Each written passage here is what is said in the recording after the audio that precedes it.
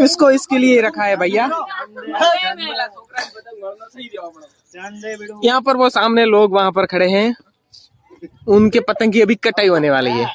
हमारी पतंग के फिराक में इस बंदे से पतंग उड़ा नहीं, उसने जो उड़ा के दिया है तो उसने अभी वापस उसके हाथ में से ले लिया है पतंग, और वो कह रहा अभी मैं भी चढ़ा सकता हूँ, उड़ा सकता हूँ।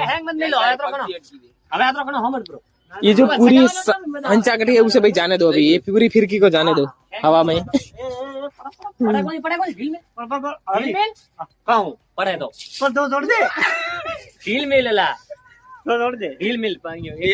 ये पूरी जाने दो फिरकी, ये पूरी जाने दो, लाओ अन्य थर से गाओ पूरी जाने दो, पूरी जाने दो। पतंग और लैंड की एक वस में एक घटे नहीं घटे हम फिर मजा आ जाता है, ऐसा तो होता तो।